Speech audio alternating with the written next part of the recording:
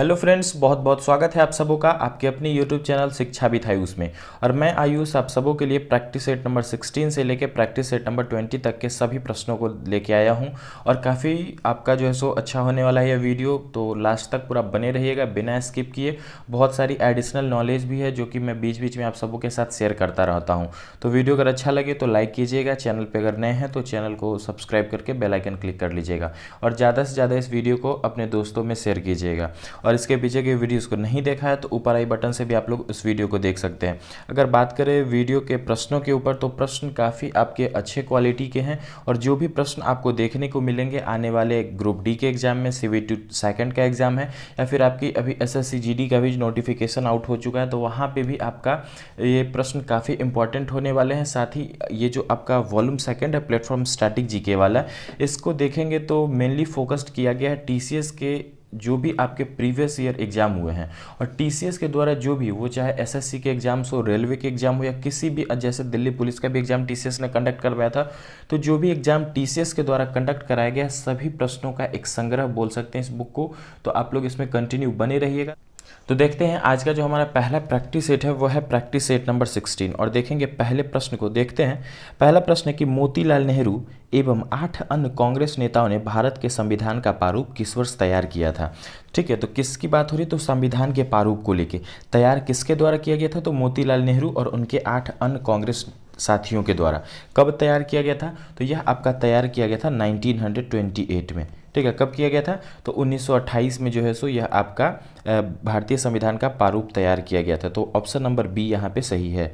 अगला प्रश्न है दूसरा नंबर कि भारत में पहला एनालॉग कंप्यूटर किसने अभिकल्पित या फिर डिज़ाइन किया था। तो देखिए भारत में जो पहला एनालॉग कंप्यूटर था यह आपका डिज़ाइन किया गया था किसके द्वारा, तो समरेंद्र कुमार मित्रा के द्वारा। ठीक है, किसके द्वारा डिज़ाइन किया गया था, तो समरेंद्र कुमार मित्रा के द्वारा डिज़ाइन किया गया था। Option number D. नेक्स्ट है आपका तीसरा प्रश्न है कि निम्नलिखित प्रमुख नेताओं में से किसने citizen Delhi my life my times पुस्तक लिखी है। तो बुक का क्या नाम है, तो citizens Delhi my life my times. तो यह जो पुस्तक है यह आपका लिखा गया है दिल्ली की पूर्व उप मुख्यमंत्री शीला दीक्षित जी के द्वारा। ठीक है, किसके द्वारा, तो शीला दीक्षित जी के द्वारा। नाम क्या है बुक का, तो citizens Delhi my life my times. Option number D किसके द्वारा लिखी गई है, शीला दीक्षित के द्वारा।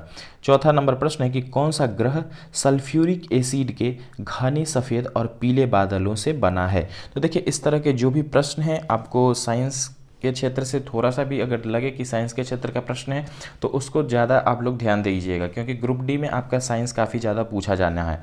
तो यह जो प्रश्न है पूछा गया है कि ग्रहों से रिलेटेड है। क्या पूछा गया कि सल्फ्यूरिक एसिड के घने सफ़ेद और पीले बादलों से बना जो ग्रह है वह कौन सा है, तो वह ग्रह है आपका शुक्र ग्रह।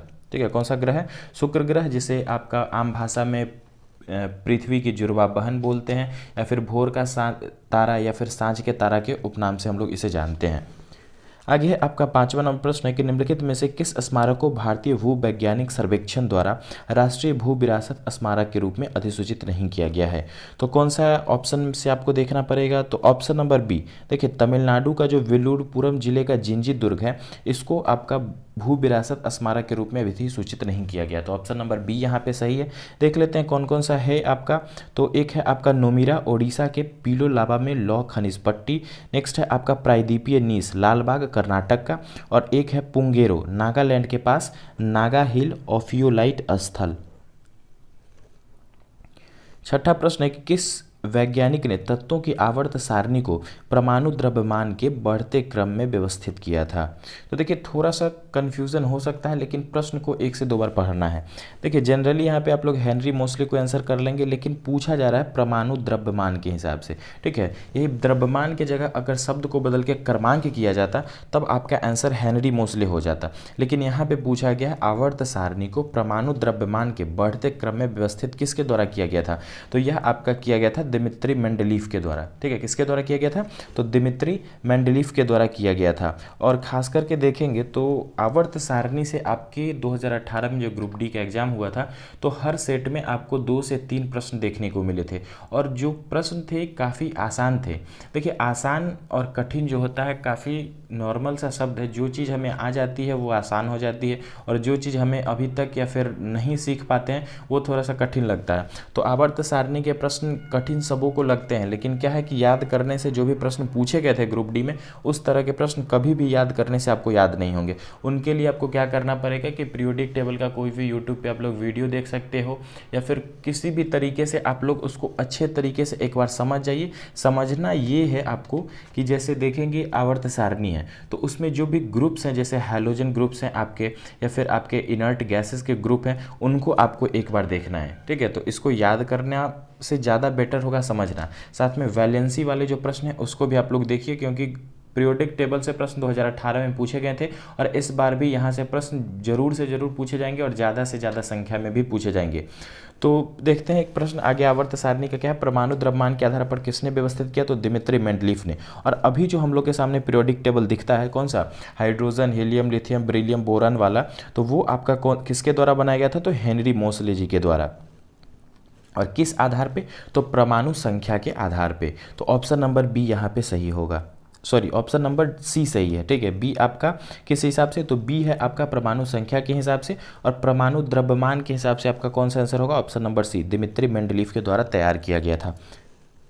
आगे है आपका 7वां नंबर प्रश्न है कि कौन सा उपकरण भूकंप के दौरान सतह पर पहुंचने वाली तरंगों को मापता है, ठीक है। तो भूकंप के दौरान सतह पर पहुंचने वाली तरंगों को किसके द्वारा मापा जाता है, तो यह आपका मापा जाता है सिस्मोग्राफ के द्वारा, ठीक है। किसके द्वारा, तो सिस्मोग्राफ के द्वारा मापा जाता है, ऑप्शन नंबर ए। आगे है भारत के संविधान के अनुच्छेद 49 में क्या प्रावधान है, तो संविधान का अनुच्छेद 49 में क्या प्रावधान है, देखते हैं। आपका ऑप्शन नंबर ए है, अंतर्राष्ट्रीय शांति एवं सुरक्षा को बढ़ावा देना, गलत है। दूसरा, बच्चों के लिए निःशुल्क और अनिवार्य शिक्षा का प्रावधान, ये भी नहीं है। सी वाला, हाँ देखिए, स्मारकों एवं स्थानों तथा प्राकृतिक महत्वों की वस्तुओं का संरक्षण, ठीक है। किस चीज़ में, तो अनुच्छेद 49 में क्या प्रावधान है, तो स्मारकों एवं स्थानों तथा प्राकृतिक महत्व की वस्तुओं का संरक्षण करना। आगे है आपका 9वां नंबर प्रश्न है कि वायल ऑफ बिट्रोल का रासायनिक नाम क्या है। तो देखिए, वायल ऑफ बिट्रोल का जो रासायनिक नाम है, केमिकल नेम है, वह आपका क्या है, तो वह है आपका सल्फ्यूरिक एसिड, ठीक है। क्या हो जाएगा, तो सल्फ्यूरिक एसिड हो जाएगा, तो ऑप्शन नंबर सी यहाँ पे सही है। आगे है आपका 10वां नंबर की DASD में ए का पूर्ण रूप क्या है, ठीक, किसमें, तो DASD, तो DASD में आपका ए का पूर्ण रूप क्या है। तो सबसे पहले तो DSD का पूरा फुल फॉर्म देख लेते हैं। तो DSD का पूरा फुल फॉर्म क्या होता है, डायरेक्ट एक्सेस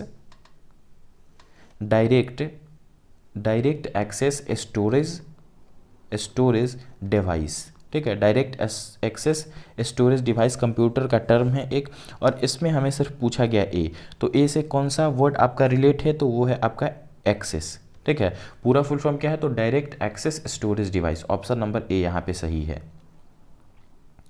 11वां नंबर प्रश्न है कि कौन सा त्यौहार तिब्बती नववर्ष के आरंभ का प्रतीक है। तो देखिए, तिब्बती नववर्ष के आरंभ का जो प्रतीक है वह है आपका लोसार त्यौहार, ठीक है। कौन सा हो जाएगा, लोसार त्यौहार, ऑप्शन नंबर बी। आगे है 12वां नंबर प्रश्न है कि निम्नलिखित में से कौन सा युग्म सुमेलित नहीं है, ठीक है। कौन सा युग्म जो है वह आपका सुमेलित नहीं है, आपको इस चीज़ को लेके बताना है, ठीक है। एक तरफ आपकी कुछ कंपनियां हैं और वह किस तरह की कंपनियां, जैसे नवरत्न है, मिनी रत्न है या महारत्न है, उनसे रिलेटेड आपके प्रश्न हैं, तो उनको बताना है। पहला है आपका एयरपोर्ट अथॉरिटी ऑफ इंडिया। तो देखिए, एयरपोर्ट अथॉरिटी ऑफ इंडिया जो है आपकी नवरत्न कंपनियां नहीं हैं, तो यही आपका सही आंसर हो जाएगा, ऑप्शन नंबर ए। नेक्स्ट है आपका मुगल दरबार के वृत्तांत किस भाषा में लिखे गए थे। तो देखिए, मुगल दरबार के वृत्तांत जो थे किस भाषा में, तो मुगल दरबार की जो राजभाषा थी या फिर कार्यशैली की जो भाषा थी वह आपकी कौन सी थी, तो फारसी हो जाएगी, ऑप्शन नंबर बी।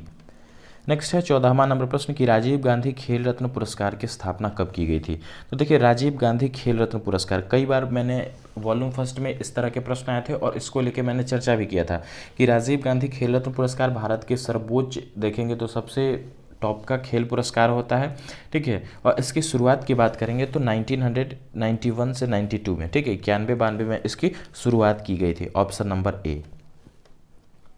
आगे है निम्नलिखित में से कौन सा उपकरण है जिसे कंप्यूटर मॉनिटर या उसी तरह के डिस्प्ले स्क्रीन पर इमेज की गति को नियंत्रित करने के लिए कई दिशाओं में घुमाया जा सकता है। तो कौन सा हो जाएगा, वह है आपका जॉयस्टिक, ठीक है। जॉयस्टिक टर्म है, आप लोगों को ध्यान में होगा, जॉयस्टिक के बारे में हम लोग जनरली क्या पढ़ते हैं, एक आउटपुट डिवाइस होता है जो कि खास करके गेमिंग में यूज़ होता है, ठीक है। गेम खेलने के लिए इसका यूज किया जाता है और ये एक आउटपुट डिवाइस है। आउटपुट डिवाइस वाले से आपका ज़्यादा प्रश्न जॉयस्टिक से पूछा जाता है। क्या होता है यह? तो ये आपका एक छोटा सा डिवाइस होता है जिसके थ्रू हम लोग क्या कर सकते हैं, गेम खेल सकते हैं। ठीक है, जैसा अगर आप लोग गाड़ी आप लोग के पास होगा, 4 व्हीलर होगा, या फिर कभी आप लोग घूमे होंगे उससे, तो जिस टाइप का आपका गियर बॉक्स होता है उस टाइप का ही एक छोटा सा बॉक्स होता है, और गियर टाइप का ही आपका होता है जॉयस्टिक। आगे है आपका 16 नंबर प्रश्न है कि निम्नलिखित में से कौन बिजली का अच्छा चालक नहीं है। ठीक है, तो बिजली का जो अच्छा चालक नहीं है, जो कुचालक है, वह बताना है। तो देखते हैं ऑप्शन में, तो पहला ही ऑप्शन जो ब्रोमीन है, यह आपका बिजली का अच्छा चालक नहीं। बाकी ग्रेफाइट हो, चांदी हो या तांबा, तीनों जो है सो बिजली के अच्छे चालक है, गुड कंडक्टर हैं। नेक्स्ट है आपका, लाखों साल पहले भारतीय उपमहाद्वीप मुख्य भूमि से अलग हो गया था, इसे किस महासागर के नाम से जाना जाता है? तो इसे टेथिस महासागर। ठीक है, किस महासागर से? तो टेथिस महासागर के नाम से जाना जाता है, ऑप्शन नंबर डी। नेक्स्ट है 1938 और 1939 में किसे भारतीय राष्ट्रीय कांग्रेस के अध्यक्ष के रूप में चुना गया? तो देखिए 38 हो या 39, दोनों बार सबसे पहली बार क्या हुआ था कि इलेक्शन से आपके सुभाष चंद्र बोस जी को चुना गया था। ठीक है, तो भारतीय राष्ट्रीय कांग्रेस के अध्यक्ष 38 हो या 39 दोनों बार जीत के आए थे सुभाष चंद्र बोस, और आपसी मतभेद होने के कारण 1939 में इन्होंने जो है सो कांग्रेस से इस्तीफा दिया और एक नई पार्टी जिसे फॉरवर्ड ब्लॉक का नाम दिया गया, उसकी स्थापना की थी। ठीक है, कब? तो प्रश्न पूछा भी जाता है, 1939 में फॉरवर्ड ब्लॉक की स्थापना की गई थी, किसके द्वारा? तो सुभाष चंद्र बोस जी के द्वारा, ऑप्शन नंबर बी। आगे है आपका 19वां नंबर, निम्नलिखित में से कौन सा भारतीय राज्य है जिसकी सीमा नेपाल से नहीं लगती है? ठीक है, तो देखते हैं नेपाल से सीमा नहीं लगती है। तो सबसे पहले हम लोग देख लेते हैं नेपाल से सीमा लगने वाले राज्य। अगर नेपाल को देखेंगे तो इस तरह का कुछ आपका इमेज है नेपाल का। ठीक है, एक लैंडलॉक्ड कंट्री है, और इसके 3 तरफ से देखेंगे तो यहाँ से आपके भारत है। ठीक है, और ये जो है आपका चाइना का क्षेत्र है, जो कि तिब्बत वाला क्षेत्र है चाइना का। तो हम लोग यहाँ से स्टार्ट करते हैं। तो इस एरिया की बात करेंगे तो यहाँ पे आपका उत्तराखंड है। ठीक है, यहाँ पे क्या है? यहाँ पे आपका जो है सो उत्तराखंड है, फिर ये आपका यूपी का क्षेत्र है, फिर इस तरह से बिहार है, और फिर यहाँ पे आपका वेस्ट बंगाल का जो है पतला वाला क्षेत्र है। ठीक है, दार्जिलिंग, ये थोड़ा सा इसको टच करता है, और बगल में आपकी सिक्किम जो है वो टच करती है। तो कुल 5 ऐसे राज्य हैं जो कि आपकी देखेंगे तो 5 ऐसे राज्य हैं जो कि नेपाल के साथ सीमा साझा करते हैं। कौन कौन से? तो उत्तराखंड हो जाएंगे, दूसरा उत्तर प्रदेश हो जाएगा, बिहार हो जाएगा, बिहार के साथ साथ अगर आगे देखें तो पश्चिम बंगाल, और फिर आपका सिक्किम। तो इस तरह के जो भी प्रश्न हैं मैप से होंगे, और कभी भी याद करना है तो कहीं से नहीं, जैसे बिहार, सिक्किम, इस तरह से उसको एक सीरीज़ में याद कीजिए। ठीक है, वो हो सके आप इधर से स्टार्ट कर लीजिए या फिर इधर से स्टार्ट कर लीजिए, किसी साइड से आप लोग स्टार्ट करके, और एक सीरीज़ में मैप को जिस तरह से आप स्टेट का नाम लेते जाइए, और मन में आपके जो मैप है वो आपके आगे जाते जाएं। तो इस तरह से अगर आप लोग देखेंगे तो किसी भी तरह के बाउंड्री के प्रश्न हो या फिर कोई भी मैप से रिलेटेड प्रश्नों का कभी भी नहीं छूटेगा। आगे है 20वां नंबर है कि किस रक्त समूह को सर्वग्राही कहा जाता है? तो देखिए सर्वग्राही रक्त समूह किसे बोला जाता है? तो सर्वग्राही बोला जाता है AB पॉजिटिव को। ठीक है, AB पॉजिटिव को। और सर्वदाता, तो सर्वदाता O पॉजिटिव को। तो ऑप्शन नंबर ए यहाँ पे सही है, सर्वग्राही। आगे है नेक्स्ट प्रैक्टिस सेट नंबर 17। पहला प्रश्न है कि मोहिनी अट्टम एक पारंपरिक शास्त्रीय नृत्य है, इस शास्त्रीय नृत्य की उत्पत्ति भारत के किस राज्य में हुई थी? तो देखिए ये जो शास्त्रीय नृत्य है इसकी उत्पत्ति किस भारतीय राज्य में हुई थी? तो केरल में। ठीक है, किस भारतीय राज्य में? केरल में, ऑप्शन नंबर 1। डांस का क्या नाम है? तो मोहिनी अट्टम, कई बार रिपीट भी हो चुका है प्रश्न। नेक्स्ट है निम्नलिखित में से किसे महाभियोग की प्रक्रिया द्वारा हटाया जा सकता है? तो देखिए भारत के जो राष्ट्रपति होते हैं उन्हें महाभियोग की प्रक्रिया के द्वारा ही हटाया जा सकता है। ठीक है, तो किसी भी राष्ट्रपति को अगर हटाना होगा तो क्या होगा? महाभियोग की प्रक्रिया को लगाना होगा। बाकी ना तो वो प्रधानमंत्री ना ही चीफ जस्टिस के द्वारा, मतलब किसी के द्वारा जो है सो वो हटाए नहीं जा सकते हैं। हाँ, ये हो सकता है कि वो खुद अपना इस्तीफा दे सकते हैं, और राष्ट्रपति अपना इस्तीफा किसे देते हैं? तो उपराष्ट्रपति को देते हैं। आगे है आपका तीसरा नंबर प्रश्न है कि देशभक्ति गीत सारे जहां से अच्छा के रचयिता कौन है? तो गीत कौन सा है? सारे जहां से अच्छा। और यह जो गीत है लिखी गई है मोहम्मद इकबाल के द्वारा। ठीक है, किसके द्वारा? मोहम्मद इकबाल के द्वारा, ऑप्शन नंबर सी। नेक्स्ट है चौथा नंबर प्रश्न, निम्नलिखित में से वह कौन सी आर्थिक प्रणाली है जिसमें पूंजी गति वस्तुओं का स्वामित्व निजी व्यक्तियों या व्यवसायों के पास होता है, और वस्तुओं और सेवाओं का उत्पादन समान बाजार में आपूर्ति और मांग पर आधारित होता है? तो इस तरह की जो अर्थव्यवस्था होती है इसे हम लोग किस अर्थव्यवस्था के नाम से जानते हैं? तो इसे पूंजीवादी अर्थव्यवस्था। ठीक है, पूंजीवादी अर्थव्यवस्था बोला जाता है, ऑप्शन नंबर बी। आगे निम्नलिखित में से कौन सा कथन यौगिक के बारे में सही नहीं है। ठीक है, तो यौगिकों के बारे में जो सही नहीं है उसको बताना है। तो देखते हैं, पहला है कि यौगिकों में पदार्थों की मात्रा का संयोजन अनिश्चित होता है, तो यही तो आपका गलत है। बाकी जो है वो आपके सही हैं। जैसे देख लेते हैं, घटकों को केवल रासायनिक या विद्युत रासायनिक अभिक्रियाओं से अलग किया जा सकता है, सही है। नेक्स्ट है, प्रत्येक नए पदार्थ की रचना हमेशा निर्धारित होती है, ये भी सही है। नेक्स्ट है, तत्व नए यौगिक बनाने के लिए अभिक्रिया करते हैं। छठा है, निम्नलिखित में से कौन सी परत हमारे वायुमंडल की ऊपरी सीमा जो थर्मोस्फीयर से के ऊपर से लेकर 10,000 किलोमीटर तक फैली हुई है। तो देखिए, सबसे अगर ऊपरी सीमा की बात करेंगे वायुमंडल की, तो वो होती है आपकी ब्रह्मंडल। ठीक है, ब्रह्मंडल जिसे एक्सोस्फीयर भी बोलते हैं। और सबसे नीचे की जो आपकी परत होती है उसे क्षोभ मंडल बोला जाता है। ठीक है, कौन सा मंडल बोला जाता है? क्षोभ मंडल बोला जाता है। आगे है आपका सातवां, निम्नलिखित में से कौन सा एक भारतीय भारोत्तोलक नहीं है। ठीक है, तो कौन है जो भारतीय भारोत्तोलक नहीं है? चार ऑप्शन है आपके सामने। तो पहला ही ऑप्शन जो है दीपिका पल्लिकल। तो देखिए, दीपिका पल्लिकल जो है यह आपके भारोत्तोलक नहीं है, वेट लिफ्टर नहीं है, यह आपकी स्क्वैश प्लेयर है। बाकी जो तीन ऑप्शन है, जैसे मीराबाई चानू हो, करमन मल्लेश्वरी हो या राखी हल्दर, तीनों के तीनों आपके वेट लिफ्टर हैं। ठीक है, भारतीय भारोत्तोलक खिलाड़ी हैं। नेक्स्ट है आठवां नंबर प्रश्न है, निम्नलिखित में से कौन सा एनालॉग सूचनाओं को डिजिटल रूप में बदलता है। तो देखिए, एनालॉग सूचनाओं को डिजिटल रूप में कौन बदलता है, तो ये चीज़ आपको बताना है। तो यह आपका बदला जाता है डिजिटाइजर के द्वारा। ठीक है, किसके द्वारा? तो डिजिटाइजर के द्वारा, ऑप्शन नंबर सी। नेक्स्ट है 9वां नंबर प्रश्न कि महात्मा गांधी ने किस वर्ष चंपारण सत्याग्रह का आरंभ किया था। तो देखिए, महात्मा गांधी जी के द्वारा चंपारण सत्याग्रह जो है इसका आरंभ कब किया गया? तो 1917 में। ठीक है, देखिए गांधी जी आपके 9 जनवरी, ये प्रश्न भी मैंने कई बार इस चीज़ को भी बताया, 9 जनवरी 1915 को दक्षिण अफ्रीका से भारत वापस आए थे। और इसी दिन जो है आपका 9 जनवरी को हम लोग इसीलिए प्रवासी भारतीय दिवस के रूप में मनाते हैं। तो देखिए, एक प्रश्न जब आप लोग याद कर सकते हैं ना, तो उससे रिलेट करके आप लोग ज़रूर 2-3 प्रश्न को बना सकते हैं खुद से भी। तो यहाँ इस तरह से याद करने से क्या होता है कि काफ़ी आसानी से आप लोग और लंबे समय तक कई सारे प्रश्नों को आसानी से याद रख सकते हैं। ठीक है, तो यहाँ से थोड़ा सा इस चीज़ को रिलेट कर लीजिए। जैसे ही गांधी जी की बात आएगी तो भारत में अगर देखेंगे तो मुख्य रूप से उनकी कार्यशैली स्टार्ट हुई थी 1917 के चंपारण सत्याग्रह से ही। और उससे 2 वर्ष पहले कब? तो 9 जनवरी 1915 को दक्षिण अफ्रीका से भारत वापस आए थे। और इसीलिए हम लोग 9 जनवरी को प्रवासी भारतीय दिवस के रूप में मनाते हैं, ये चीज़ है। और चंपारण सत्याग्रह का जहाँ तक सवाल है तो 1917 में स्टार्ट किया गया था, किसके द्वारा? तो गांधी जी के द्वारा यह स्टार्ट किया गया था।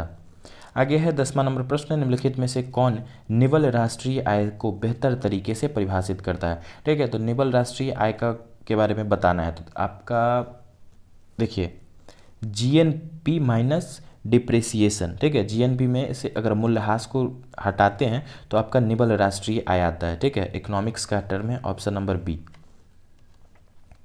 11वां नंबर प्रश्न है, निम्नलिखित में से किस हिमालयी क्षेत्र को शिवालिक के नाम से जाना जाता है। तो देखिए, शिवालिक के नाम से किस हिमालयी क्षेत्र को जाना जाता है, तो वो हो जाएगा आपका मध्य हिमालय। ठीक है, शिवालिक रेंज किस में आती है, तो यह आपकी मध्य हिमालय में आती है, ऑप्शन नंबर बी। नेक्स्ट है 12वां नंबर की टेराकोटा मंदिरों के लिए प्रसिद्ध विष्णुपुर कहाँ स्थित है। तो टेराकोटा मंदिरों के लिए जो प्रसिद्ध विष्णुपुर है यह आपका स्थित है किस राज्य में, तो यह स्थित है पश्चिम बंगाल में। ठीक है, कहाँ पे? पश्चिम बंगाल में, ऑप्शन नंबर बी। नेक्स्ट है कंप्यूटिंग के संदर्भ में यूआरएल का पूर्ण रूप क्या है। अभी एनटीपीसी में देखेंगे तो यूआरएल मुझे लग रहा है कि 10 से 12 बार रिपीट हो चुका है। ठीक है, सबसे ज़्यादा बार रिपीट होने वाला मुझे लग रहा है यह प्रश्न है। तो यूआरएल जो है क्या होता है? यूनिफॉर्म रिसोर्स लोकेटर, इसका फुल फॉर्म होता है। ठीक है, क्या होता है? Uniform resource locator, option number ए। यूआरएल बेसिकली होता क्या है, तो जैसे ये वीडियो मैं अभी रिकॉर्ड कर रहा हूँ, ठीक है, तो इस वीडियो का कोई लिंक होगा। ठीक है, जैसे आप लोग के पास हो सकता है कि किसी ने कोई दोस्त आपको शेयर किए, तो आपको एक ब्लू कलर का जो लिंक दिखता होगा वो स्पेशली इस वीडियो का लिंक होता है। ठीक है, इस वीडियो का आपका यूआरएल होता है, मतलब यूनिफॉर्म रिसोर्स लोकेटर एक तरह का एड्रेस होता है। वो एड्रेस किसी वीडियो का हो सकता है, किसी चैनल लिंक का हो सकता है। जिस तरह हमारे और आपके घर का एड्रेस होता है उसी तरीके से देखेंगे तो किसी भी वीडियो का, किसी भी एप्लीकेशन का, किसी भी अगर ऑनलाइन वेबसाइट है तो उसका जो एड्रेस होता है उसे ही यूआरएल का नाम दिया जाता है। फुल फॉर्म क्या होता है? तो यूनिफॉर्म रिसोर्स लोकेटर। बढ़ते हैं अगले प्रश्न की तरफ। 14वां नंबर प्रश्न है, अकबरनामा किसने लिखा था? तो देखिए अकबरनामा जो है यह आपका लिखा गया था किसके द्वारा? तो अबुल फजल के द्वारा। ठीक है, किसके द्वारा लिखा गया था? अबुल फजल के द्वारा लिखा गया था अकबरनामा, ऑप्शन नंबर सी। 15वां नंबर प्रश्न है, निम्नलिखित में से कौन सी जगह चिकनकारी, ठीक है, चिकन करी कढ़ाई के लिए प्रसिद्ध है? ठीक है, चिकन करी कढ़ाई के लिए प्रसिद्ध है, तो कौन सी जगह प्रसिद्ध है? वह है आपका लखनऊ। ठीक है, कौन सा जगह हो जाएगा? Lucknow, option number C. अगला है, निम्नलिखित में से क्या रबी की एक फसल है? ठीक है, तो रबी की जो फसल है आपको वो बताना है। ठीक है, मुख्य रूप से रबी की फसल और एक खरीफ की फसल होती है। वैसे देखेंगे तो जायद फसल भी होती है और साथ में आपकी एक नकदी फसल भी होती है। तो जनरली आपका रबी और खरीफ से ही प्रश्न आते हैं। तो इसमें से जो आपको बताना है रबी की फसल कौन सी है उसके बारे में बताना। तो देखिए रबी का जो फसल हो जाएगा वह है आपका गेहूँ। ठीक है, कौन सा हो जाएगा? गेहूँ, ऑप्शन नंबर डी। आगे है आपका 17 नंबर, भारत में राष्ट्रीय आय का अनुमान तैयार करने के लिए उत्तरदायित्व निम्नलिखित में से किसका है? तो राष्ट्रीय आय किसके द्वारा तैयार किया जाता है? तो यह आपका तैयार किया जाता है केंद्रीय सांख्यिकी संगठन के द्वारा। ठीक है, केंद्रीय सांख्यिकी संगठन CSO, सेंट्रल स्टैटिक्स ऑर्गेनाइजेशन। आगे है 18वां नंबर, निम्नलिखित में से कौन सी तृतीयक आर्थिक गतिविधि है? तो तृतीयक आर्थिक गतिविधि है कौन सी हो जाएगी? तो व्यापार करना। ठीक है, कौन सा हो जाएगा? व्यापार करना, ऑप्शन नंबर डी। आगे है 19वां नंबर, निम्नलिखित में से कौन सा दर्रा पीर पंजाल पर्वत श्रृंखला से होकर मनाली और लेह को सड़क मार्ग से जोड़ता है? तो देखिए पीर पंजाल पर्वत श्रृंखला से होकर मनाली और लेह को सड़क मार्ग से कौन सा दर्रा जोड़ता है? तो वह दर्रा है आपका रोहतांग दर्रा। ठीक है, कौन सा हो जाएगा? रोहतांग दर्रा।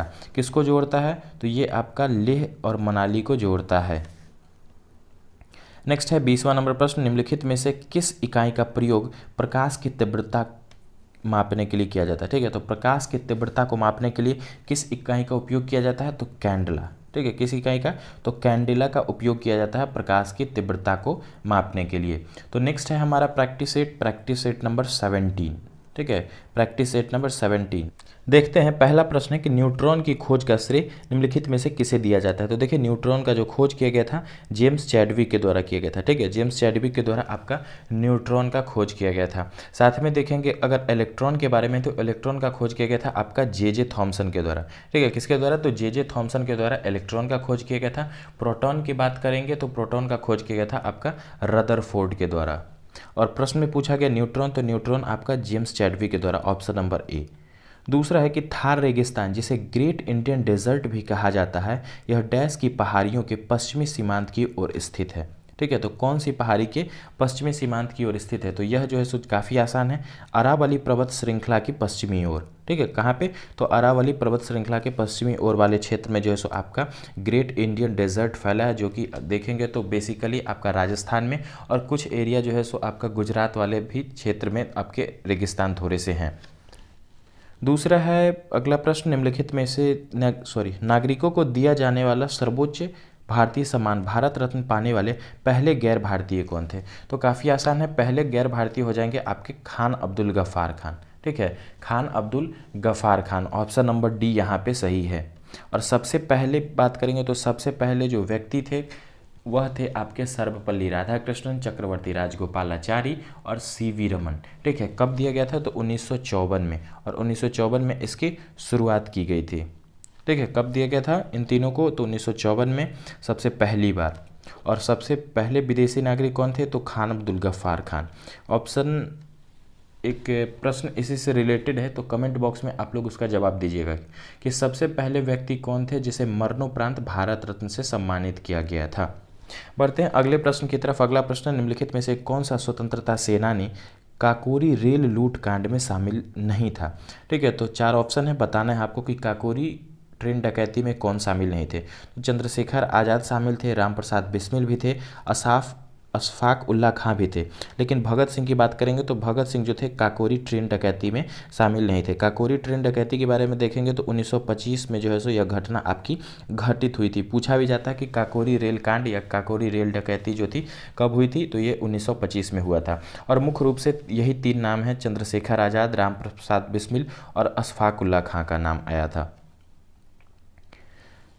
पाँचवा है कि टेलीफोन लाइनों के जरिए कंप्यूटर फाइलों को प्राप्त करने और भेजने के लिए निम्नलिखित में से किसका उपयोग किया जाता है। तो टेलीफोन लाइनों के जरिए कंप्यूटर फाइलों को प्राप्त करने और भेजने के लिए किसका उपयोग किया जाता है। तो वहाँ पे उपयोग किया जाता है आपका मॉडेम का। ठीक है, किसका? मॉडेम का। मॉडेम का फुल फॉर्म क्या होता है? तो मॉड्यूलेटर डीमॉड्यूलेटर बोलते हैं।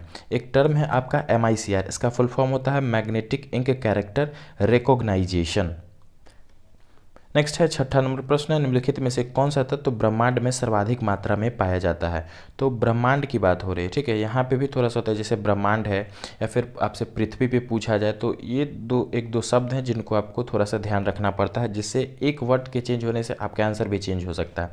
तो ब्रह्मांड में पूछा गया है, तो ब्रह्मांड में देखेंगे तो सबसे अधिक पाया जाने वाला जो तत्व है वह है आपका हाइड्रोजन। ठीक है, कौन सा हो जाएगा? हाइड्रोजन हो जाएगा। सातवां है कि भारत के राष्ट्रपति द्वारा राज्यसभा में कितने सदस्यों को मनोनीत किया जा सकता है। तो देखिए, राष्ट्रपति के द्वारा कुल बात करेंगे तो कुल 14 सदस्य मनोनीत होते हैं। ठीक है, कितने? तो कुल 14 सदस्य जो हैं सो राष्ट्रपति के द्वारा मनोनीत किए जाते हैं। लेकिन बात यहाँ पे बोली जा रही है राज्यसभा में, तो राज्यसभा में कुल 12 सदस्य राष्ट्रपति मनोनीत कर सकते हैं। वो किसी विभिन्न क्षेत्रों से हो सकते हैं, जैसे खेल के क्षेत्र से हो सकते हैं, कला के क्षेत्र से हो सकते हैं, सिनेमा के क्षेत्र से हो सकते हैं, आपके पत्रकारिता के क्षेत्र से। तो वो डिपेंड करता है राष्ट्रपति के ऊपर। ठीक है, 12 सदस्यों को मनोनीत करते हैं राज्यसभा में और 2 सदस्यों को मनोनीत कर सकते हैं लोकसभा में, जो कि आंग्ला भारतीय समुदाय के हो सकते हैं।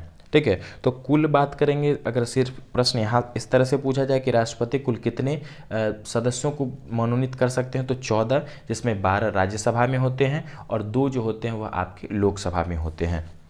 आगे है 8वां नंबर प्रश्न, निम्नलिखित में से कौन सा संविधान 42वां संशोधन अधिनियम 1976 द्वारा प्रस्तावना में जोड़ा गया था। ठीक है, तो 42वां संविधान संशोधन है, जिसे मिनी संविधान के भी नाम से हम लोग जानते हैं। तो इसमें मुख्य रूप से कौन सी बात जो है प्रस्तावना में जोड़ी गई थी, ये चीज़ बताना है। तो प्रस्तावना में आपका समाजवादी जो शब्द है यह आपका 42वें संविधान संशोधन के तहत ही जोड़ा गया था। कब हुआ था यह संशोधन? तो 1976 में, ऑप्शन नंबर डी। आगे बढ़ेंगे, 9वां प्रश्न है कि स्थलीकृत मानचित्रों में रेलवे लाइन और टेलीफोन लाइनों को किस रंग से दर्शाया जाता है। तो आपकी जो मानचित्र होती है उसमें रेलवे लाइन हो या टेलीफोन लाइन हो, उसको किस रंग से दर्शाते हैं? तो उसको दर्शाया जाता है ब्लैक कलर से। ठीक है, काले रंग से उसे दर्शाया जाता है, ऑप्शन नंबर बी। 10वां है, काजीरंगा राष्ट्रीय उद्यान को किस वर्ष आरक्षित वन घोषित किया गया था। तो काजीरंगा राष्ट्रीय उद्यान जो है उसे आपका किस वर्ष आरक्षित वन घोषित किया गया था। तो उसे किया गया था 1908 में। ठीक है, कहाँ पे है काजीरंगा राष्ट्रीय उद्यान? तो असम में। किस लिए फेमस है? तो एक सींग वाले गेंडे के लिए। नेक्स्ट है 11वां नंबर की पंचायत गठन का चुनाव। ठीक है, पंचायत गठन का चुनाव उसके विघटन की तिथि से डैश की अवधि समाप्त होने से पहले पूरा हो जाना चाहिए। तो देखिए, कोई भी पंचायत का जो चुनाव है अगर वह विघटित हो जाता है तो कितनी अवधि के बीच में चुनाव फिर से कराया जाना है? तो 6 महीने के भीतर। ठीक है, 6 महीने के अंदर हो जाना चाहिए, ऑप्शन नंबर डी। नेक्स्ट है 12वां नंबर प्रश्न है कि किस लेखक की लघु कथा संग्रह, ठीक है, किस लेखक की लघु कथा संग्रह चेकबुक है जिसके लिए सरस्वती सम्मान से सम्मानित किया गया है था।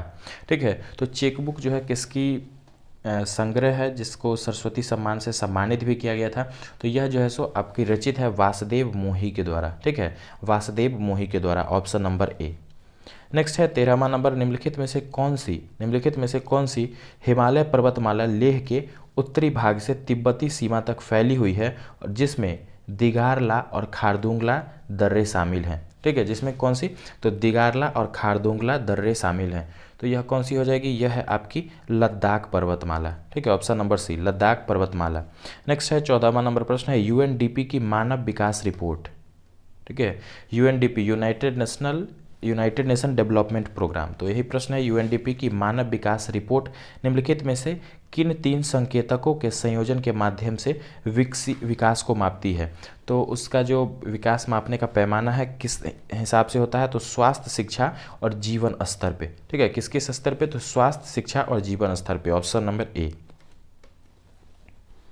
आगे है 15वां नंबर, निम्नलिखित में से कौन सी एक ऐसी प्रणाली है जिसे इलेक्ट्रॉनिक संगीत वाद्य यंत्रों के बीच सूचना प्रसारित करने के लिए डिज़ाइन किया गया है। ठीक है, तो इलेक्ट्रॉनिक संगीत वाद्य यंत्रों के बीच सूचना प्रसारित करने के लिए डिज़ाइन किया गया कौन सा ऐसा यंत्र है, तो उसे बोलते हैं MIDI डिवाइस। ठीक है, MIDI डिवाइस बोला जाता है, ऑप्शन नंबर बी। नेक्स्ट है 16वां नंबर प्रश्न, निम्नलिखित में से कौन एक भारतीय शतरंज ग्रैंड मास्टर नहीं है। ठीक है, तो भारतीय शतरंज ग्रैंड मास्टर कौन नहीं है वह बताना है। तो पहला कोनारू हम्पी, तो ये आपकी शतरंज खिलाड़ी हैं। रानी रामपाल की बात करेंगे तो ये आपके हॉकी के खिलाड़ी हैं और अभी हाल ही में इन्हें राजीव गांधी खेल रत्न से भी सम्मानित किया गया है। तो यहाँ पे ऑप्शन हो जाएगा रानी रामपाल। बाकी 3 ऑप्शन देख लेते हैं, कोनारू हम्पी हो, उसके बाद डी हरिका है या पृथ्वी गुप्ता हो जाएगा, उसके बाद आपके विश्वनाथन आनंद है। ये सभी भारतीय शतरंज ग्रैंड मास्टर हैं। नेक्स्ट है 17वां नंबर प्रश्न, निम्नलिखित में से किसे लाफिंग गैस कहा जाता है। तो देखिए लाफिंग गैस किसे कहा जाता है, तो नाइट्रस ऑक्साइड को। ठीक है, नाइट्रस ऑक्साइड N2O ये इसका सूत्र होता है। तो नाइट्रस ऑक्साइड को क्या बोला जाता है, आम भाषा में लाफिंग गैस भी बोलते हैं। सूत्र क्या है, तो N2O। नेक्स्ट है 18वां नंबर, 2011 की जनगणना के अनुसार निम्नलिखित में से कौन सा राज्य भारत में सबसे अधिक घनी आबादी वाला राज्य है। तो सबसे अधिक घनी आबादी वाला राज्य पूछा जा रहा है, तो यहाँ पे आंसर हो जाएगा ऑप्शन नंबर ए, मतलब जनसंख्या घनत्व तो एक तरह से बोल सकते हैं, जनसंख्या घनत्व जहाँ की सबसे अधिक है, तो ऑप्शन नंबर ए। और अगर सबसे अधिक जनसंख्या पूछा जाए तो सबसे अधिक जनसंख्या यूपी की, सबसे कम जनसंख्या आपका सबसे कम जनसंख्या आपका किसका हो जाएगा, तो सिक्किम का हो जाएगा। और सबसे अधिक जनसंख्या घनत्व बिहार का, और सबसे कम अगर जनसंख्या घनत्व पूछा जाए तो अरुणाचल प्रदेश का। नेक्स्ट है 19वां नंबर की प्रत्येक वर्ष मकर संक्रांति के अवसर पर 13 से 15 जनवरी तक गंगा सागर मेला कहाँ लगता है। तो देखिए गंगा सागर मेला जो है यह आपका पश्चिम बंगाल में, ठीक है, कहाँ पे, तो पश्चिम बंगाल में आयोजित होता है। और हमारे सनातन धर्म में, हिंदू धर्म में जो है सो एक काफ़ी बड़ा तीर्थ स्थल है। ठीक है, तो गंगा सागर जो तीर्थ स्थल है हिंदू धर्म का तीर्थ स्थल है और काफ़ी बड़ा है, जो कि पश्चिम बंगाल में आयोजित होता है। ऑप्शन नंबर बी यहाँ पे सही है। नेक्स्ट है 20वां नंबर प्रश्न की छोटी आंत के भीतरी दीवारों, ठीक है, छोटी आंत की भीतरी दीवारों में हजारों उंगलियों के आकार की अधोसंरचनाएं पाई जाती हैं, इन्हें क्या कहा जाता है। तो इन्हें किस नाम से जानते हैं, तो इन्हें विली के नाम से जानते हैं, ऑप्शन नंबर सी। नेक्स्ट है प्रैक्टिस सेट नंबर 19। ठीक है, प्रैक्टिस सेट नंबर 19 देखते हैं पहला प्रश्न। तो पहला प्रश्न है आप सबों के सामने कि चूंकि क्लिनिकली थर्मामीटर केवल मानव शरीर के तापमान को मापने के लिए डिज़ाइन किया गया है, इसलिए यह 35 डिग्री सेल्सियस से डैश तक की सीमा का तापमान प्रदर्शित करता है। तो 35 डिग्री सेल्सियस से लेके कहाँ तक की सीमा को प्रदर्शित करता है, तो 42 डिग्री सेल्सियस। अगर समान मनुष्य की बात करेंगे तो आपका 37 डिग्री सेल्सियस जो होता है क्या होता है, समान मनुष्य का तापमान होता है। फ़ारेनहाइट में 98 के आसपास में, ठीक है, और केल्विन में 310 केल्विन मानव का ये समान तापमान होता है। आगे है दूसरा प्रश्न है कि भारत के संविधान का कौन सा अनुच्छेद मौलिक अधिकारों के प्रवर्तन के लिए संवैधानिक उपचार प्रदान करता है। ठीक है, तो संवैधानिक उपचार किस आपके अनुच्छेद में है, तो वह अनुच्छेद है आपका ऑप्शन नंबर बी। ठीक है, जिसे संविधान की आत्मा भी कहा गया है। ठीक है, ऑप्शन नंबर बी, संविधान की आत्मा भी बोला गया अनुच्छेद 32 को। नेक्स्ट है तीसरा, 1939 में भारत के स्वतंत्रता संघर्ष के दौरान निम्नलिखित में से कौन अखिल भारतीय राज लोक सम्मेलन के अध्यक्ष बने थे। तो अखिल भारतीय राज लोक सम्मेलन के अध्यक्ष किसको बनाया गया था 1939 में, तो वह बने थे आपके Jawaharlal Nehru, option number B. Next है निम्नलिखित में से कौन फ्रंटियर गांधी के नाम से प्रसिद्ध हैं। देखिए फ्रंटियर गांधी हो, सरहदी गांधी हो, तो इस उपनाम से जाना जाता है खान अब्दुल गफ्फार खान को। ठीक है, फ्रंटियर गांधी, सरहदी गांधी भी बोलते हैं। ठीक है, तो किसने बोलते हैं, तो खान अब्दुल गफ्फार खान को, और पहले विदेशी व्यक्ति थे जिन्हें भारत रत्न से सम्मानित किया गया था। आगे है 5वां नंबर प्रश्न है, निम्नलिखित में से कौन सा एक ऐसा इनपुट डिवाइस है जिसका उपयोग कंप्यूटर या अन्य इलेक्ट्रॉनिक उपकरणों में मोशन डेटा डालने के लिए किया जाता है। ठीक है, तो मोशन डेटा डालने के लिए उपयोग किया जाता है इनपुट डिवाइस है, तो वह डिवाइस कौन सा है, वह डिवाइस है आपका ट्रैक बॉल। ठीक है, कौन सा हो जाएगा, track ball, option number B. बढ़ते हैं अगले प्रश्न की तरफ। अगला प्रश्न है गाथा गीत। ठीक है, गाथा गीत की एक शैली दसकठिया किस राज्य में प्रचलित है। तो गाथा गीत की एक शैली जो है दसकठिया या किस राज्य में प्रचलित है, तो यह प्रचलित है आपकी ओडिशा में, ऑप्शन नंबर सी। नेक्स्ट है 7वां नंबर प्रश्न कि टैगोर संस्कृति एवं सभ्यता अध्ययन केंद्र भारत के किस प्रदेश में स्थित है। तो टैगोर संस्कृति एवं सभ्यता अध्ययन केंद्र जो है यह आपका कहाँ पे है, तो यह है हिमाचल प्रदेश में, ऑप्शन नंबर सी, हिमाचल प्रदेश में। नेक्स्ट है 8वां नंबर प्रश्न, किस वर्ष सरोजनी नायडू, ठीक है, किस वर्ष सरोजनी नायडू द्वारा भारतीय राष्ट्रीय कांग्रेस अधिवेशन की अध्यक्षता की गई थी। तो सरोजनी नायडू के द्वारा जो है आपका कांग्रेस अधिवेशन की अध्यक्षता की गई थी और पहली भारतीय महिला थी, ठीक है, पहली महिला नहीं बोल सकते हैं क्योंकि पहली महिला एनी बेसेंट थी, लेकिन पहली भारतीय महिला जिन्होंने भारतीय राष्ट्रीय कांग्रेस की अध्यक्षता की थी। किस वर्ष में, तो यह जो वर्ष था वह था आपका 1925 का, 1925, ऑप्शन नंबर डी।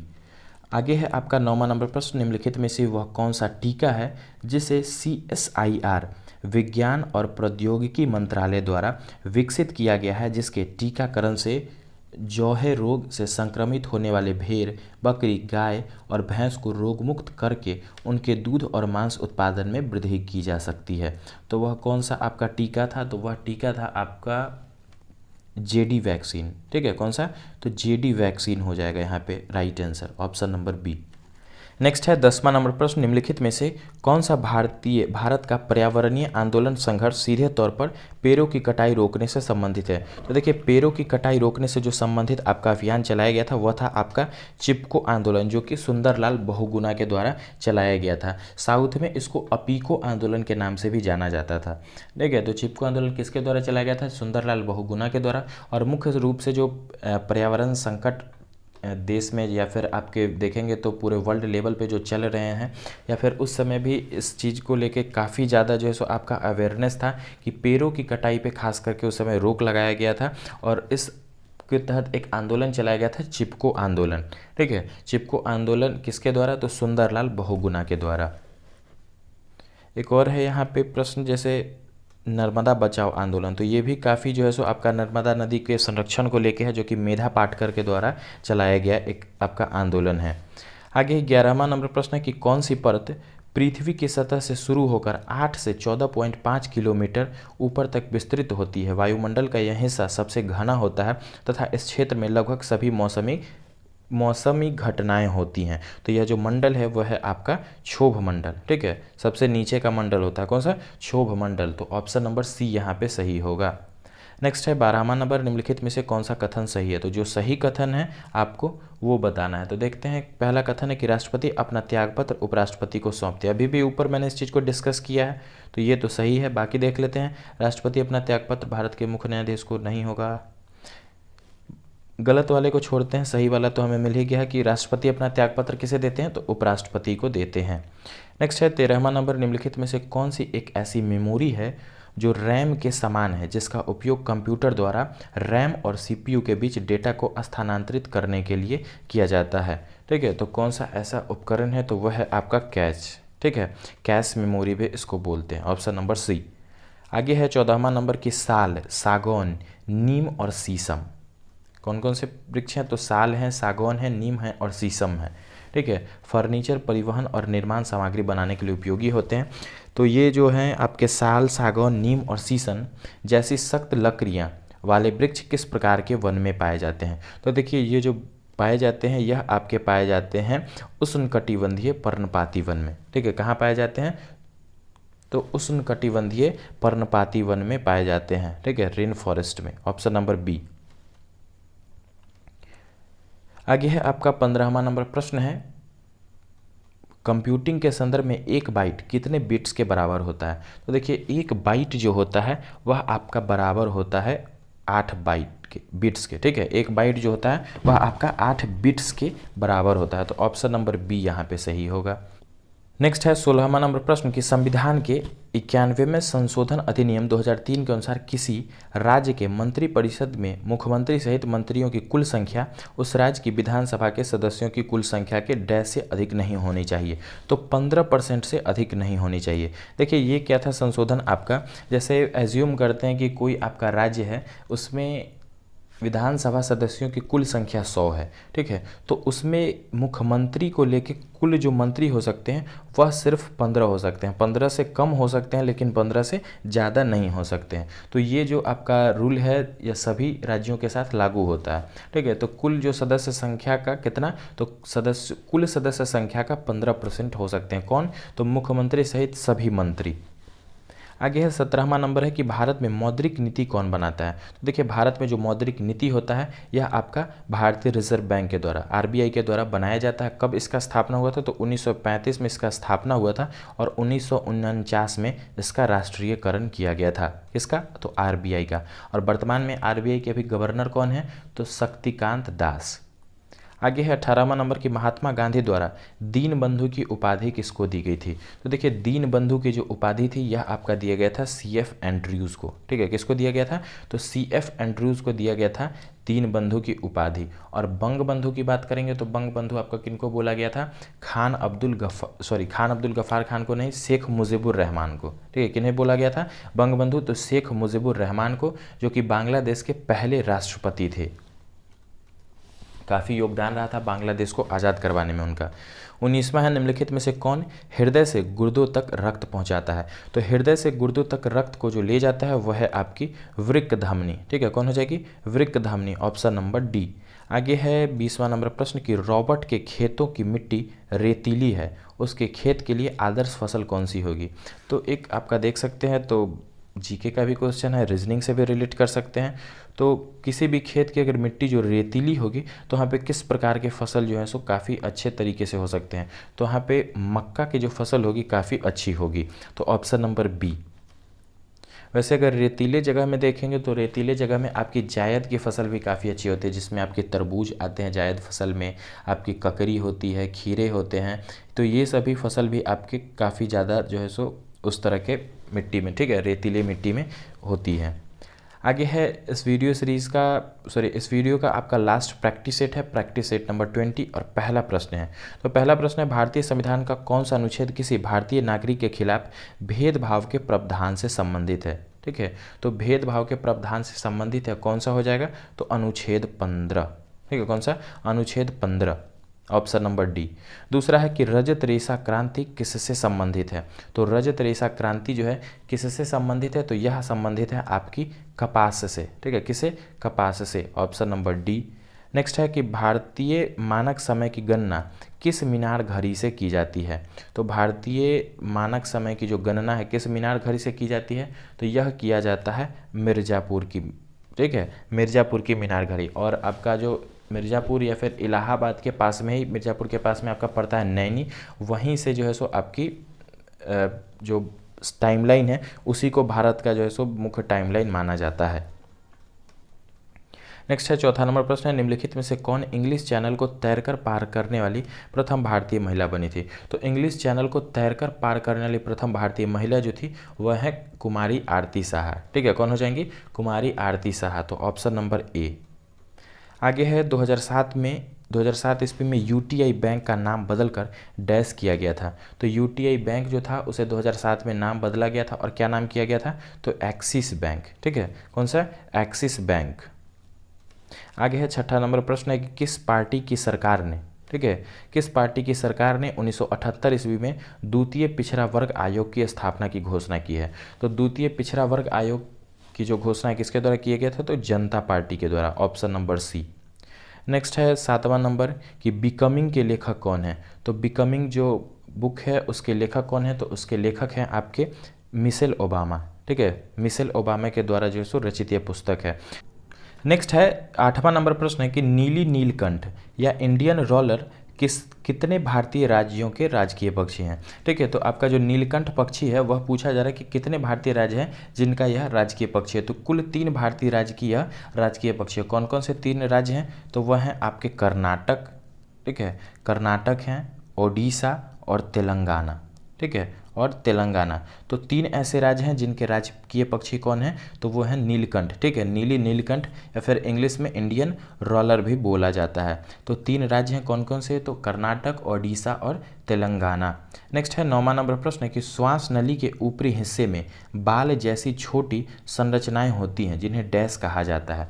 तो बाल जैसी जो छोटी संरचनाएं होती हैं उन्हें बोला जाता है आपकी सीलियाँ। ठीक है, सीलियाँ या पपनियाँ बोला जाता है, ऑप्शन नंबर बी। आगे है 10वां नंबर प्रश्न कि निम्नलिखित में से किस गैस के कारण कोयले की खान में विस्फोट होते हैं। तो कोयले की खानों में जो विस्फोट होता है वह होता है आपका मीथेन के कारण। ठीक है, किसके कारण, तो मीथेन के कारण। सूत्र क्या होता है, तो CH4। ठीक है, मीथेन का सूत्र क्या होता है, CH4 होता है। नेक्स्ट है 11वां नंबर प्रश्न कि कौन सा कथन सबसे अच्छी तरह से यह बताता है कि शिलोंग में प्रतिवर्ष लगभग 200 सेंटीमीटर वर्षा क्यों होती है, जबकि चेरापूंजी तो इससे लगभग 30 किलोमीटर दूर है, वहाँ प्रति वर्ष 1250 सेंटीमीटर से अधिक वर्षा होती है। इसके पीछे क्या मुख्य रीज़न है वो आपको बताना है।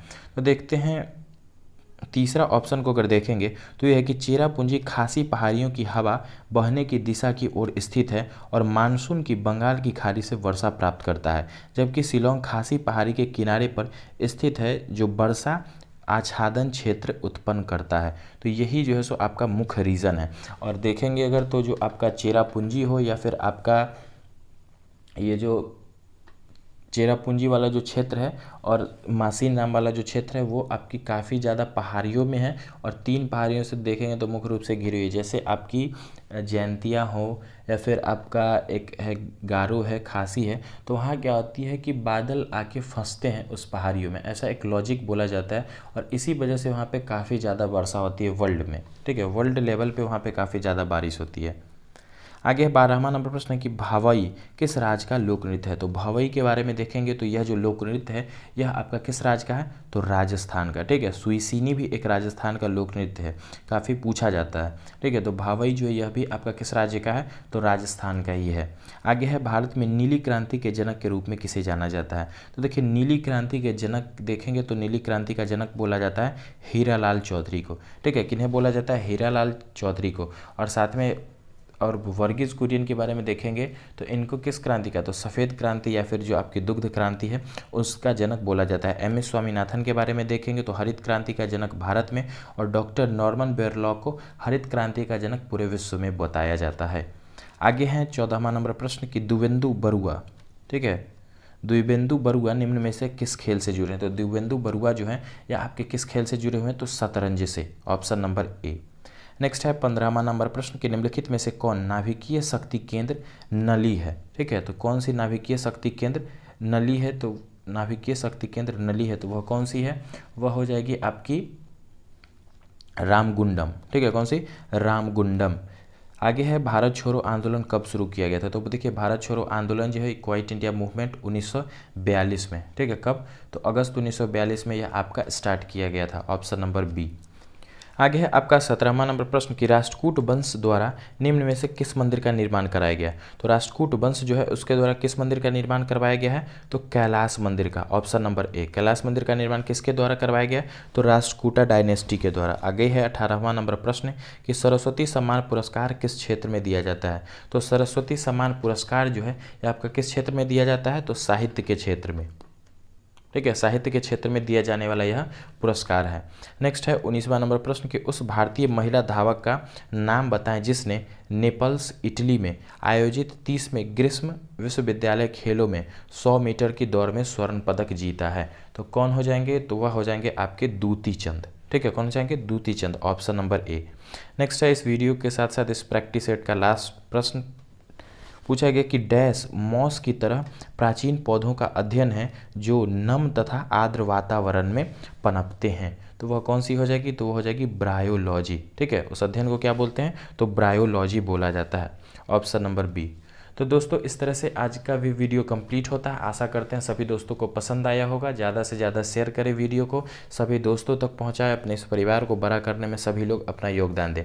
साथ ही ग्रुप डी का प्रिपरेशन सभी लोग स्टार्ट कर दीजिए। जल्द ही आप सबों के लिए मैं साइंस की भी वीडियो लेके आने वाला हूँ, तो उसकी अपडेट अभी 1 से 2 दिन में आप सबों के बीच में रखने वाला हूँ, किस तरह से वो वीडियो आपका आने वाला है। काफ़ी इंटरेस्टिंग होगा, तो ज़्यादा से ज़्यादा लोगों को आप लोग इस चैनल के साथ जोड़िए। तो मिलते हैं नेक्स्ट वीडियो में, तब तक के लिए बहुत बहुत धन्यवाद सभी दोस्तों का।